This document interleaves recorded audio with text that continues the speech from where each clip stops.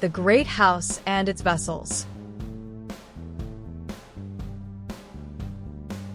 As we explore the great house and its vessels, we must ask, what kind of vessel are we?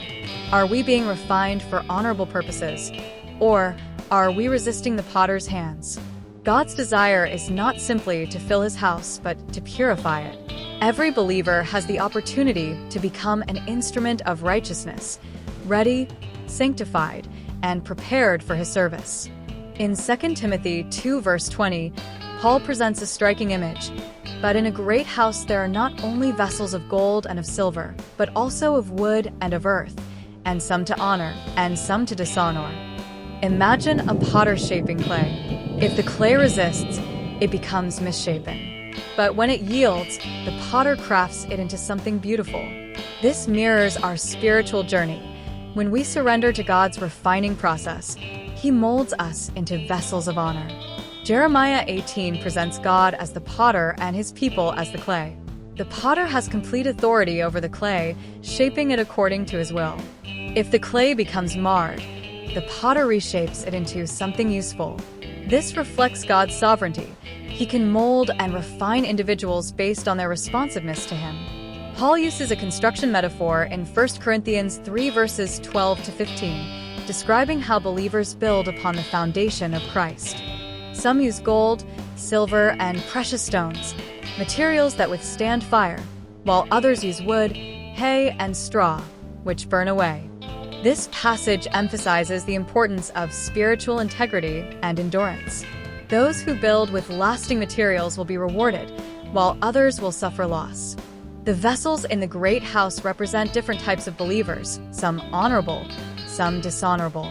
Just as the potter refines the clay and builders choose their materials wisely, believers must strive to be vessels of honor, purified and ready for God's use. God's sovereignty, he shapes and refines his people, just as a potter molds clay. Spiritual endurance. Believers must build their faith with lasting materials, ensuring they withstand trials. Choosing to be a vessel of honor requires intentional sanctification and dedication to God's purpose. Paul uses a construction metaphor in 1 Corinthians 3 verses 12 to 15, describing how believers build upon the foundation of Christ. Some use gold, silver, and precious stones, materials that withstand fire, while others use wood, hay, and straw, which burn away. This passage emphasizes the importance of spiritual integrity and endurance. Those who build with lasting materials will be rewarded, while others will suffer loss. Joseph's life mirrors the refining process of a vessel of honor. Though he was betrayed by his brothers and falsely accused by Potiphar's wife, he remained faithful to God. His trials shaped him into a leader who ultimately saved Egypt and his own family.